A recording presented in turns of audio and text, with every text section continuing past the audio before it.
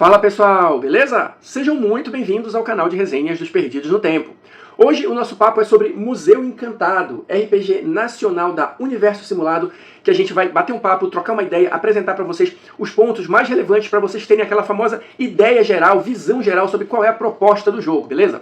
Já adianto para vocês que o Museu Encantado é um jogo independente, tudo que você precisa para jogar está aqui nesse livrinho, mas ele também pode ser considerado um suplemento do Sinistros e Monstros, que a gente já comentou aqui no canal. Mas se por acaso você está chegando agora e ficou curioso, se liga aqui nessa playlist para descobrir também um pouquinho mais sobre os Sinistros e Monstros, que funciona como um complemento, vamos dizer assim, né, para o Museu Encantado, ou vice-versa. Mas agora chega de papo e bora para a resenha. Então vamos lá, pessoal. Antes da gente mergulhar efetivamente no conteúdo, algumas informações gerais sobre o livro.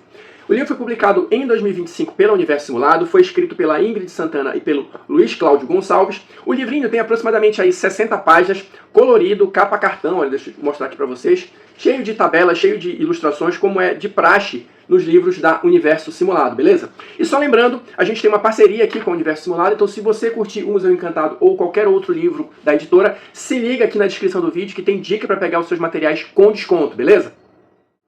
Agora sim, vamos lá começar a mergulhar diretamente no livro. Então vamos dar uma olhadinha logo aqui, olha, no sumário. Então a gente vai ter aqui primeiro a lista das pessoas que apoiaram o livro, né, no financiamento coletivo, uma introdução, 5 capítulos e 2 apêndices, além de alguns materiais extras que foram disponibilizados somente em formato PDF, beleza? Mas eu vou comentar um pouquinho sobre eles mais na frente.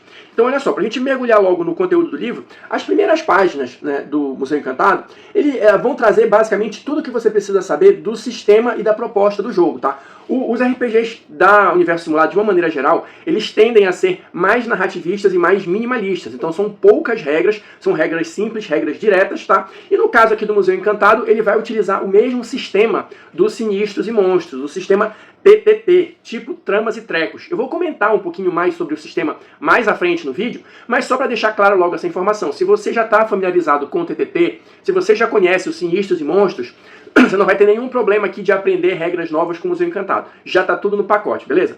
Eu quero ler um trechinho aqui para vocês, que ele fala aqui, olha, justamente do Museu Encantado, que dá uma visão geral de qual é a proposta do jogo. Porque assim, pelo título, pela capa, você já pode imaginar que tem alguma coisa a ver com um museu, né? Um museu de arte, uma exposição ou alguma coisa nesse sentido. Então eu vou ler esse trechinho aqui para vocês, olha só. Tinha tudo para ser uma excursão normal, dessas em que você conhece lugares, atura professores que tentam ser engraçados, faz um trabalho chato e tira um monte de fotos enquanto devora um sanduíche.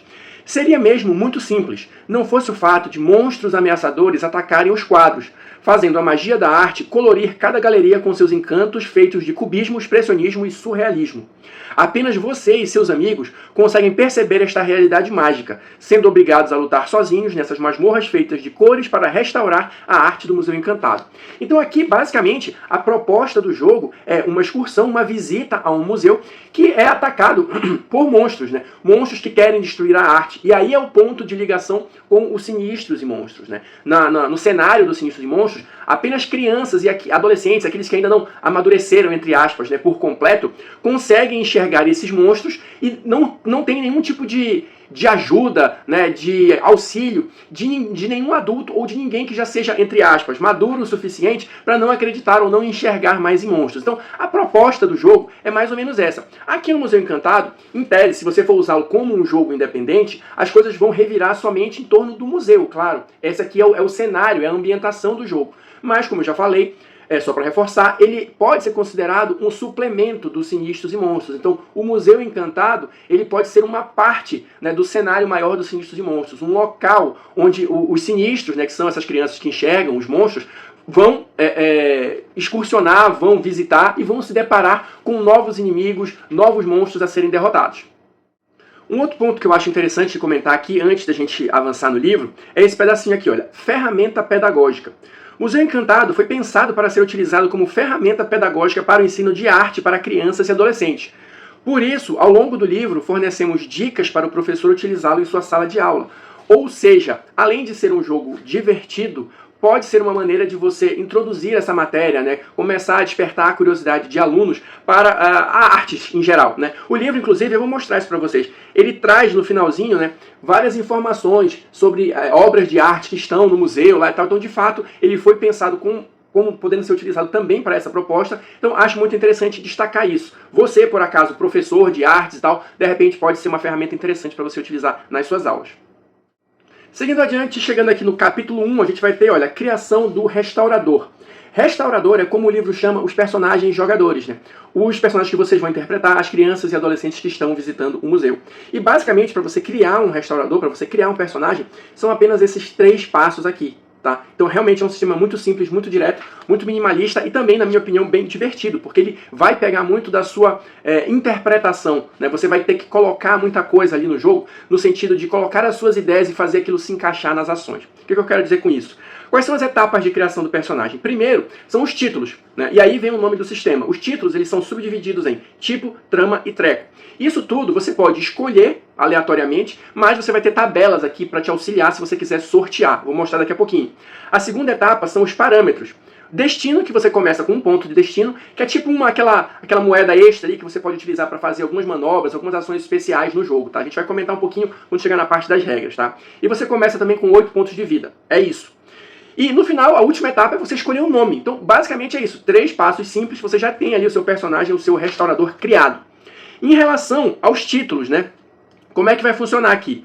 Os títulos, eles vão ter 3 modelos, tipo, trama e treco. E para cada um, você vai ter um conjunto de tabelas aqui que pode te auxiliar para você sortear. O sistema TTT, ele utiliza dados de 6 lados ou qualquer outro modo de sorteio binário. Por quê? Se você estiver usando dado de 6 lados, o par é o sucesso, que vai te dar mais 1, e o ímpar não é a falha, mas ele é o 0. Então, se você não conseguir somar uma determinada quantidade de sucessos, você vai falhar na ação. Então, o par te dá mais 1 para você tentar alcançar esse número de sucessos, e o ímpar te dá 0. Então, basicamente é isso. Eu estou colocando aqui o D6, você pode usar moeda, você pode sortear uma carta e pegar só o valor ali, se é par, se é ímpar. Qualquer outra forma que você possa imaginar de sorteio binário funciona para jogar aqui o Museu Encantado, beleza? Mas voltando aqui para a questão dos restauradores, olha só, vou dar exemplos aqui para vocês. Primeira tabela que a gente vai ter aqui de tipos. Então você pode sortear no D6, né? E cada número vai te dar 2 opções para você escolher. Então se você jogou e tirou, sei lá, 3, você tem aqui grafiteiro ou artista, você escolhe um dos 2. Se você tirou 6, intelectual ou faixa branca de karatê, você escolhe um dos 2. Na sequência, você vai ter aqui as tramas. O que significa mais ou menos a trama? A trama, ela vai representar em termos de jogo ou uma vantagem ou um problema que você tem. Vou exemplificar aqui. Trama. Você pode ser medroso ou corajoso, você pode ter uma memória incrível ou um ouvido aguçado, você pode ter animais te adoram ou animais te odeiam, então é uma coisa ou outra. Lembrando que no final das contas, para realizar as ações, você vai ter que encaixar isso na cena. Mas eu vou voltar nesse tema quando a gente chegar nas regras, beleza? E por fim, os trecos são objetos que podem, né, te ajudar em algum tipo de ação específica. É como se fosse os equipamentos, né, que a gente tem em outros jogos. Aqui, a denominação que o livro usa são trecos. De novo, você vai ter aqui a tabelinha para te ajudar. Então, só para dar alguns exemplos. Um gravador de voz ou patins, uma lanterna ou uma máquina fotográfica, um taco de beisebol ou um isqueiro, quadrinhos da Marvel ou da DC, enfim, você pode sortear aqui ou escolher o que você acha mais interessante para o seu personagem, e isso vai representar os equipamentos que ele vai ter à disposição aí ao longo da aventura. Avançando aqui no livro, para o 2º capítulo, a gente vai ter, olha, o Museu Encantado. Aqui, basicamente, a gente vai ter uma descrição a respeito do cenário, da ambientação e do que está rolando, né? A gente já comentou um pouquinho sobre isso, mas, basicamente, os quadros do museu ou outras coisas que tem... O livro dá mais enfoque aqui para o quadro, né? Mas se você quiser já ir inventando mais, pode ter estátuas, outros tipos de exposição, começam a ganhar vida à medida que elas são atacadas por monstros que querem destruir essas obras de arte, né? Então, aqui nesse capítulo, a gente vai ter um pouquinho mais sobre essas coisas estranhas que estão acontecendo no museu, e a gente vai ter uma descrição também um pouquinho física das áreas do museu, né? Uma descrição bem básica. Nos extras que a gente tem em PDF, né, a gente vai ter um mapinha do museu, um pouquinho mais sobre cada uma das alas do museu, as alas principais, uma proposta ali de planta, vamos dizer assim, né, de planta baixa do museu, de mapinha para você utilizar ali com os seus jogadores, beleza? Além disso, a gente vai ter, olha, tabelas de boatos em relação ao museu, que podem ser verdadeiros ou não, enfim, informações que você pode ir colocando ali, que os personagens podem ir descobrindo, né, conforme eles vão pesquisando, conforme eles vão se movimentando ali pelo museu. Esse capítulo vai falar também um pouquinho sobre os leigos, né, as pessoas comuns, porque assim, os adultos de uma maneira geral, quem não enxerga os monstros, são considerados leigos. E não estão só as crianças ali, vocês estão em tese numa excursão, né? Então vocês têm professores, vocês têm funcionários do museu, então tem umas informaçõezinhas a respeito disso, porque dependendo da área onde você entra, pode ter algum leigo lá, isso vai influenciar nas suas ações, ou que tipo de coisa você pode fazer, ou se esses leigos serão atacados ou não. Enfim, tem uma pequena discussãozinha a respeito da presença dos leigos no museu, né? Que compõe também o cenário de uma maneira geral. E a gente tem aqui no finalzinho do capítulo a musa. Nem só de coisas ruins vive o Museu Encantado. Também existe lá uma entidade chamada musa. Vou ler um trechinho aqui para vocês, olha só. Você erra quando pensa que o museu é tomado apenas por monstros. Não mesmo. Existem entidades que protegem o lugar. No momento mais difícil de sua aventura, vocês ouvirão um sussurro gentil e mensagens importantes que se formam no embaçado de vidros e espelhos. Logo, você descobre tratar-se de uma visagem muito incomum, a musa do museu. Então aqui, ele vai falar dessa entidade, né, mas ela é um trunfo, vamos dizer assim, que você pode utilizar de algumas formas, né, durante o jogo, para auxiliar os jogadores, ainda que de maneira enigmática, vamos dizer assim. Então ele faz um pouquinho de explicações a respeito da musa, tem também aqui uma tabelinha de boatos a respeito dela, enfim, para já ir criando um pouquinho, né, do clima de mistério do jogo. Avançando aqui, a gente vai chegar no capítulo 3, que vai falar sobre as regras, tá? Mas assim, o capítulo de regras, ele tem basicamente umas 4 páginas só, tá? Não é nada do outro mundo, como eu falei, é um sistema bem simples, bem direto. Basicamente, como é que funcionam aqui as jogadas de dado? Todo personagem vai ter à sua disposição 4 dados, 4d6 para jogar, tá? Só que aí, onde é que entra a parte narrativa e onde é que entra a questão dos títulos, né? Que a gente mencionou ainda há pouco ali no momento de criação do personagem.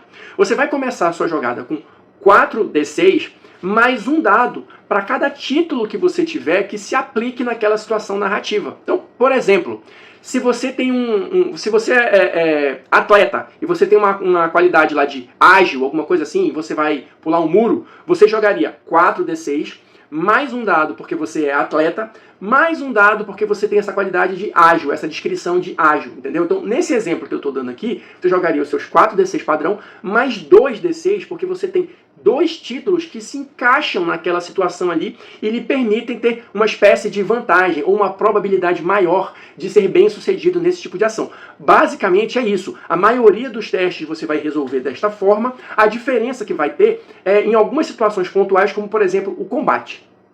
Olha só, antes da gente falar especificamente do combate, porque está tudo integrado no mesmo tipo de raciocínio, preste atenção nesse detalhe aqui. Eu falei que você vai jogar ali a sua quantidade de dados, já tinha mencionado antes que todo número par que você tiver, você ganha mais um, é como se fosse um sucesso, e todo número ímpar significa 0, ou seja, se você não somou sucessos. O resultado da sua ação, se será bem sucedida ou não, depende da quantidade de sucessos que você acumular. Ou seja, quanto mais números pares você tirar, melhor. E para todo tipo de ação, você vai ter uma tabelinha aqui que vai dizer se você foi bem sucedido ou não. Tá? Ele vai trabalhar com essa questão da quantidade de sucessos. Então, para você ser bem sucedido numa ação, você precisa ter 4 ou 5 sucessos. E aí você conseguiu exatamente o que você queria.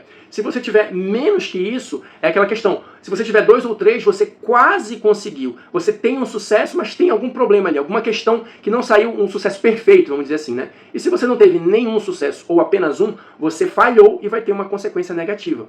Se você tiver mais do que 5 sucessos, né, 6 ou mais, é o sucesso melhor do que o esperado, é um sucesso com bônus. Você conseguiu e ainda conseguiu alguma coisa melhor. O raciocínio é esse. Esse mesmo raciocínio se aplica na questão do combate, tá? Só que aqui tem a diferença de que o narrador ele não joga dados. Então, se você está numa situação de combate, esse resultado da sua jogada vai determinar diversas coisas, inclusive se você foi atingido ou não. Por quê? Se você falhar, né, se você tiver 0 ou 1, você foi atingido pelo ataque especial do monstro que você estiver enfrentando. Isso vai estar lá na descrição dele. Se você tiver 2 ou 3 sucessos, é o quase acerto, né? Você foi atingido pelo monstro, mas com o dano normal dele. Se você teve 4 ou 5, você conseguiu atingir o seu adversário e vai causar o dano da arma que você estiver usando lá, vai ter na descrição da arma qual é o dano. E se você tiver o sucesso maior, né, o 6 ou mais, você dá o seu dano normal da arma mais 1. Então só para vocês perceberem que aqui no Museu Encantado, você joga os dados e o resultado já vai influenciar, até mesmo no combate, o resultado da ação. Se você foi bem sucedido, se você foi atingido ou não. O narrador ele vai só verificar lá na ficha do monstro, se você tiver sido atingido, qual é o ataque específico ou qual é o dano que ele vai dar. Mas quem determina se você foi atingido ou não é você mesmo através da sua jogada de dados. Então só para a gente fechar essa questão das regras bem rapidinho, eu comentei aqui que todo personagem começa com 8 pontos de vida. Mas numa situação de combate ali e tal, você começa a levar dano, você começa a perder esses pontos de vida. Você vai chegar num momento em que você vai começar a ter penalidades. Mas como é que funciona isso? Se você tiver entre 1 e 4 pontos de vida, ou seja, se você já tiver perdido aí pelo menos a metade dos seus pontos de vida, aí você começa a ter as penalidades. Então você vai começar a jogar, né, fazer todas as jogadas com 2 dados mais os títulos que se aplicarem. Ou seja, ao invés de começar com 4 dados mais os títulos que fizerem sentido, se você já está ferido, você começa com a metade. 2 dados mais os títulos que fizerem sentido. Se você chegar a 0 pontos de vida, significa que você está fora de combate, que você está desmaiado, que você está, segundo o livro coloca aqui, né, para entrar no clima do Museu Encantado, você já está monocromático, ou seja, você está fora de ação, beleza? Fora isso, a única coisa que tem para comentar a respeito das regras são as manobras. As manobras são tipo ações especiais que você pode utilizar ao longo do jogo. E para você ativar essas manobras, você gasta pontos de destino. Eu comentei quando a gente estava falando da criação de personagem, que você começa com 1 ponto de destino. Então aqui você vai ter a lista das manobras, tá? E aí cada uma delas vai ter um custo. E aí se você tiver a quantidade de pontos de destino suficiente, você pode ativar essa manobra para realizar esse tipo de ação especial. E por falar em pontos de destino, eu acabei de comentar aqui como você gasta os pontos de destino, né, para usar as manobras, mas como é que você ganha esses pontos de destino? No início do jogo você começa com 1, você pode acumular no máximo até 6 pontos de destino, e você ganha esses pontos toda vez que você, pelas suas ações ou voluntariamente, prejudicar o seu personagem de alguma maneira. O que eu quero dizer com isso? Exemplos do livro aqui. Mancada. Você ganha 1 ponto de destino toda vez que você tem um título que entra em cena ali que te prejudica. Então, o exemplo que o livro dá aqui, você tem asma, isso é uma trama, e você não consegue correr porque você tem asma, você ganharia 1 ponto de destino. Você perdeu os óculos, por exemplo, não está enxergando direito, seria um treco, né, o óculos, sei lá, e aí você ganharia 1 ponto de destino. Ou então, se você, como o livro coloca aqui, assumir uma atitude idiota, motivada pela sua própria inexperiência. Eu jogo um artefato fora para fazer pirraça com os meus companheiros. Quando você faz alguma tolice, vamos dizer assim, né, voluntariamente, você pode ganhar 1 ponto de destino também. Lembrando que você só pode acumular no máximo até 6 pontos, beleza? Avançando aqui para o capítulo 4, a gente vai ter o capítulo dos monstros, né? O famoso bestiário aqui do Museu Encantado.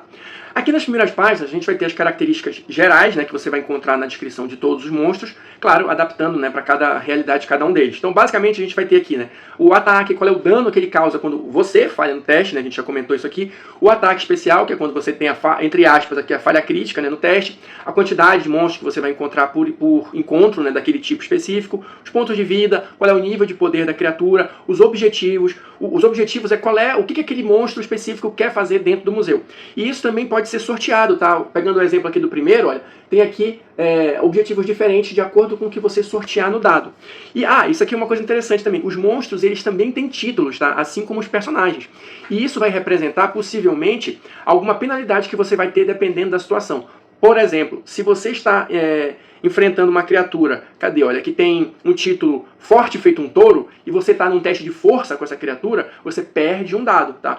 Se você não tiver nenhum título que contraponha isso, né? Então toda vez que o título do monstro tiver algo, né, representar uma vantagem para ele, para o monstro, que você não tenha um título que pode se contrapor ou igualar a situação, isso vai representar uma penalidade para você. Aí você perde um dado. O raciocínio é mais ou menos esse, tá? Para vocês terem uma ideia do que a gente tem aqui, nesse capítulo de monstros vão ter 6 opções aqui, tá? Então a gente vai ter aqui, olha, os abesanos, que são tipo esses touros aqui, né, com todas as informações referentes e tal. Lembrando, claro, você pode utilizar também outros monstros que estejam nos suplementos dos Sinistros e Monstros, né? Inclusive tem regras lá para você criar suas próprias criaturas também, né? Então, ó, outros aqui, esses aqui são argentários, né? Então temos todos os monstros aqui, olha, Cobritânio, o ladrão de artes, ó. Então estão bem legais essas criaturas aqui, esses inimigos, né? O diretor do museu, né? Então tem umas criaturas bem interessantes aqui, né? Olha, o fantasma do desânimo, com tudo que você precisa saber aqui para jogar e tal. Muito legal. Seres da tinta, que saem dos quadros, né? Bem interessante. Tem uns inimigos diferentões aqui, bem legais. Eu acho interessante quando você pega esses cenários específicos e você cria inimigos que são bem característicos, vamos dizer assim, desse cenário, que dá uma imersão legal, na minha opinião. E aqui, para a gente já encaminhando para o final do vídeo, a gente entra no capítulo 5, Um Dia no Museu. Aqui, basicamente, você vai ter dicas, né, orientações para você criar a sua aventura ou a sua campanha dentro do Museu Encantado aqui, né? As temporadas, as diversas visitas que o grupo vai fazer lá. Então tem aqui tudo que você precisa saber, ó, tem várias tabelas aqui para te auxiliar a montar a história, né, com aquelas palavras-chave, com aquelas situações básicas, para você ter o enredo ali sobre o que construir em cima, né, as complicações que podem acontecer e tal, artefatos que podem existir no museu, né, artefatos mágicos, podem estar perdidos lá pelo meio do museu, né, algumas alas, né, também eles vão comentar aqui, e tem aquela parte que eu mostrei no início, olha, que são os quadros. Então aqui especificamente, além de servir, né, como de repente um primeiro contato para alunos ou até mesmo qualquer um, eu não tenho grande conhecimento de artes, então essas informações aqui para mim são muito úteis. Então a gente vai ter alguma coisa real, né, histórica, vamos dizer assim, em relação a cada um desses quadros e como é que eles se encaixam aqui no jogo. Se você entra numa sala lá que este quadro está exposto lá, o que pode acontecer nessa sala? Então isso aqui são várias obras também aqui, olha só, várias pinturas famosas que estão ali naquele museu e vão ter diferentes funções, vamos dizer assim, né, dentro do jogo, caso você encontre com elas lá enquanto você está explorando o museu. Então, diversos quadros aqui no final, né, para você já povoar ali o seu museu, né, quando estiver jogando, ó, várias mesmo, né, bem bacana, achei bem legal essa parte, de verdade. E no finalzinho, os apêndices, o que a gente vai ter? No primeiro apêndice a gente vai ter a exposição de cera, que é uma das alas do museu também, com algumas informações específicas, né, caso você queira usar essa área ali no seu jogo, ou se os personagens chegarem lá, né, utilizando o mapinha que eu disse que está lá no PDF, né. E o segundo apêndice é a ala do gabinete de leitura, também com tabelas e coisas específicas que podem acontecer dentro do gabinete, beleza? E fechando tudo, a gente tem aqui no finalzinho, olha, a ficha do restaurador, né, para você criar o seu personagem. Claro, essa ficha também está disponível lá no site da Universo Simulado para você baixar, né, ou xerocar, se você for das antigas aqui. E como sempre é de praxe, né, para fechar mesmo, na última página do livro a gente sempre tem aqui, olha, endereços e contatos de grupos de atenção. Então se você ou alguém que você conhece de repente estiver precisando de ajuda, aqui pode ser um bom ponto para você começar. Então é isso, pessoal, ficamos por aqui. Espero que vocês tenham curtido conhecer um pouquinho mais sobre o Museu Encantado. Quem me acompanhou até agora, muito obrigado. Se esse vídeo foi útil para você de alguma forma, deixe aí o seu like, o seu comentário e a gente vai se encontrando nas próximas resenhas.